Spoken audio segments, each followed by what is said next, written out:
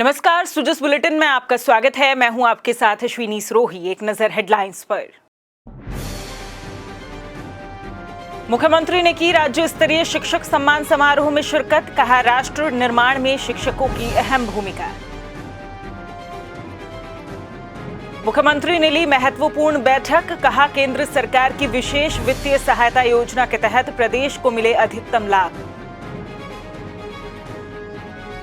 परिवर्तित बजट 2024-25 की घोषणाओं की समीक्षा बैठक। मुख्यमंत्री ने दिए बजटीय घोषणाओं का समयबद्ध क्रियान्वयन सुनिश्चित करने के निर्देश। आज देश भर में शिक्षक दिवस मनाया गया।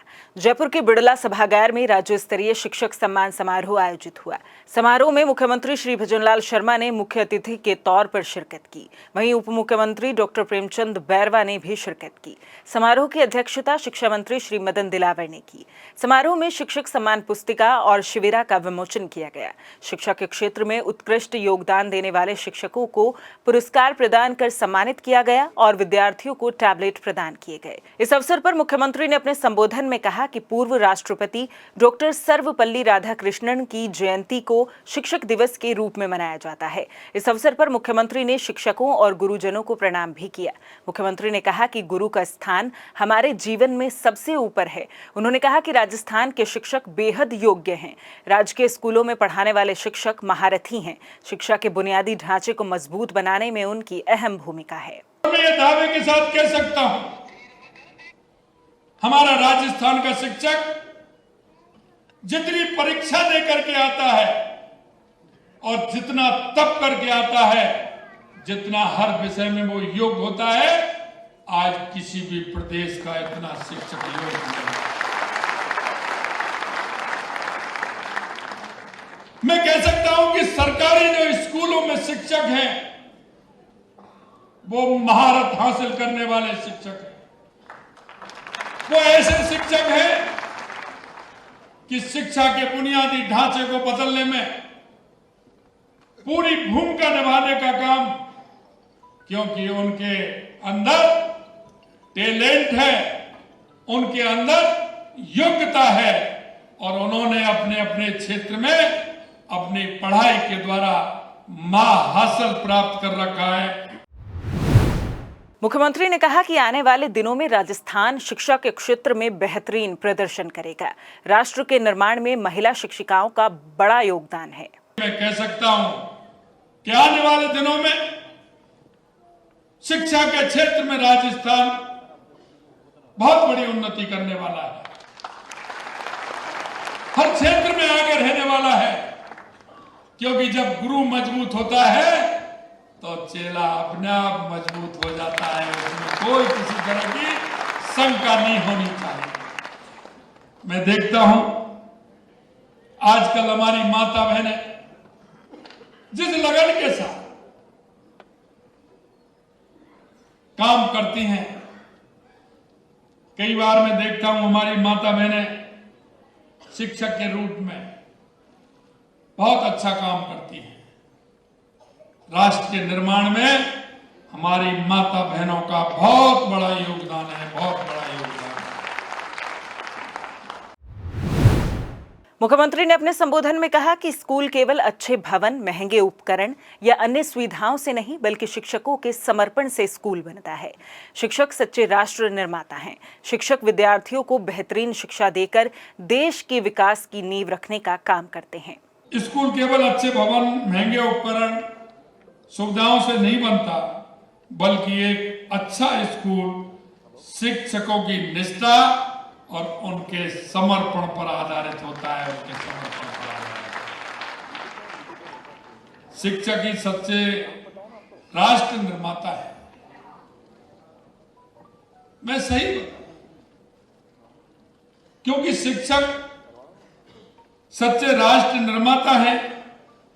वे हमारे बालक और बालिकाओं में जो आने वाले भविष्य की नींव होती है, उसमें मजबूत नींव डालने का भी काम करते हैं और वो एक छोटी सी इमारत पर भव्य भवन खड़ा करने का काम करते हैं, तो हमारे शिक्षक करते हैं। मुख्यमंत्री श्री भजनलाल शर्मा ने कहा कि केंद्र सरकार की विशेष वित्तीय सहायता योजना से होने वाले कार्यों को तय समय सीमा के भीतर पूरा किया जाए ताकि प्रदेश में बुनियादी ढांचे को सुदृढ़ करने के लिए इस योजना का अधिकतम लाभ प्राप्त हो सके। श्री शर्मा बुधवार को मुख्यमंत्री कार्यालय में केंद्र सरकार की पूंजीगत निवेश के लिए राज्यों को विशेष सहायता योजना के संबंध में आयोजित बैठक की अध्यक्षता कर रहे थे। उन्होंने कहा कि योजना के तहत प्राप्त होने वाली निधि का उपयोग 31 मार्च 2025 तक ही किया जा सकता है। ऐसे में समय सीमा का ध्यान रखते हुए इस राशि का अधिकतम उपयोग सुनिश्चित किया जाए। मुख्यमंत्री ने निर्देश दिए कि इस योजना के तहत पीएचईडी, जल संसाधन विभाग की परियोजनाओं, पुलिस कार्मिकों के लिए आवास और यूनिटी मॉल के निर्माण के लिए पहली किश्त के रूप में प्राप्त राशि का जल्द उपयोग सुनिश्चित किया जाए ताकि दूसरी किश्त जल्द से जल्द जारी हो सके। उन्होंने आइकॉनिक टूरिस्ट सेंटर के चिन्हीकरण, पुराने वाहनों की स्क्रैपिंग, औद्योगिक विकास के लिए अपेक्षित नीतिगत सुधारों सहित अन्य बिंदुओं पर समीक्षा की। साथ ही राज्य के शहरी और ग्रामीण क्षेत्रों में भू सुधार, बुनियादी ढांचा परियोजनाओं से संबंधित बिंदुओं के लिए निर्धारित माइलस्टोन की पूर्ति करते हुए रिपोर्ट तैयार करने के निर्देश दिए। मुख्यमंत्री श्री भजनलाल शर्मा ने अधिकारियों को बजटीय घोषणाओं का समयबद्ध क्रियान्वयन सुनिश्चित करने के निर्देश दिए। उन्होंने कहा कि अधिकारी समर्पण, निष्ठा के साथ राज्य सरकार की घोषणाओं और लक्ष्यों को तय समय में पूरा करें। श्री शर्मा बुधवार को मुख्यमंत्री कार्यालय में परिवर्तित बजट वर्ष 2024-25 की घोषणाओं की समीक्षा बैठक की अध्यक्षता कर रहे थे। उन्होंने कहा कि गुड गवर्नेंस का मॉडल स्थापित करके आमजन की सेवा करना राज्य सरकार का प्रमुख ध्येय है। बजटीय घोषणाओं के क्रियान्वयन में किसी भी स्तर पर कार्यवाही लंबित नहीं होनी चाहिए। उन्होंने कहा कि घोषणाओं के क्रियान्वयन में आने वाली व्यवहारिक बाधाओं को चिन्हित कर उनका तुरंत निस्तारण सुनिश्चित किया जाए। मुख्यमंत्री ने सरिस्का, रणथंभौर और चंबल घड़ियाल अभ्यारण्य, कोटा का इको सेंसिटिव जोन के रूप में चिन्हीकरण कर मास्टर प्लान बनाने, मेडिकल कॉलेजेस में हिंदी माध्यम से शिक्षा प्रदान करने सहित बजट घोषणाओं की समीक्षा कर उचित दिशा निर्देश प्रदान किए। उन्होंने नगरीय विकास विभाग को जयपुर मेट्रो का विस्तार के लिए जॉइंट वेंचर कंपनी पर जल्द कार्य करने के निर्देश दिए। मुख्यमंत्री ने जन स्वास्थ्य एवं अभियांत्रिकी विभाग को प्रदेश में खुले बोरवेल रखने वाले व्यक्तियों और संस्थाओं के खिलाफ सख्त कार्रवाई करने के भी निर्देश दिए। श्री शर्मा ने वित्त विभाग को स्मार्ट सिस्टम के तहत ऑटोमेटेड सर्विस डिलीवरी सुविधा शीघ्र शुरू करने के निर्देश दिए। चिकित्सा एवं स्वास्थ्य मंत्री श्री गजेंद्र सिंह खिवसर ने स्वास्थ्य सेवाओं के सुदृढ़ीकरण, योजनाओं के समयबद्ध क्रियान्वयन और प्रभावी मॉनिटरिंग के उद्देश्य से संबंधित संभाग मुख्यालय पर संभाग स्तरीय समीक्षा बैठकों की पहल की है। इसी कड़ी में पहली बैठक जोधपुर संभाग में आज एसएन मेडिकल कॉलेज में आयोजित की गई। बैठक में जोधपुर संभाग के स्वास्थ्य से जुड़े विभिन्न विषयों पर गहन समीक्षा की गई। चिकित्सा एवं स्वास्थ्य मंत्री ने कहा कि गांव ढाणी तक चिकित्सा के ढांचे को मजबूत बनाने के लिए राज्य सरकार प्रतिबद्ध है। चिकित्सा विभाग प्रयास कर रहा है कि स्वास्थ्य सेवाओं के उन्नयन को लेकर हर स्तर पर आने वाली समस्याओं का तुरंत समाधान हो, बजट और अन्य घोषणाएं समय पर पूरी हों, स्वास्थ्य कार्यक्रमों का पूरा लाभ लोगों को मिले, किसी भी स्तर पर कोई गैप नहीं रहे। इसी सोच के साथ संभाग स्तरीय बैठकें शुरू की गई हैं।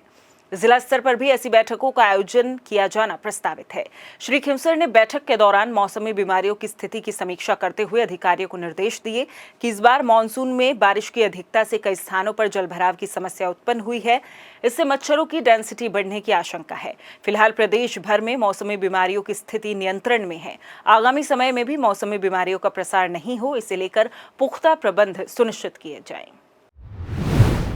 मोटे अनाज को बढ़ावा देने के लिए केंद्र और राज्य सरकार निरंतर प्रयासरत है। मोटे अनाज यानी मिलेट्स को बढ़ावा देने के लिए बजट घोषणा अनुसार कृषि विभाग द्वारा वित्तीय वर्ष 2024-25 में किसानों को बाजरा के 7,90,000 और ज्वार के 89,000 बीज मिनी किटों का निःशुल्क वितरण किया गया है, जिससे राज्य में मोटे अनाज के उत्पादन में वृद्धि होगी और किसानों की आय में भी बढ़ोतरी होगी। कृषि आयुक्त श्री कन्हैया लाल स्वामी ने बताया कि राज्य में खरीफ 2024 में बाजरा और ज्वार की 4,960 लाख हेक्टेयर क्षेत्र में बुआई की गई है, जिसमें से बाजरे की 4,304 लाख हेक्टेयर क्षेत्र में और ज्वार की 660.73 लाख हेक्टेयर क्षेत्र में बुआई की गई है। सुजस बुलेटिन में फिलहाल इतना ही, फिर होगी आपसे मुलाकात, तब तक के लिए नमस्कार।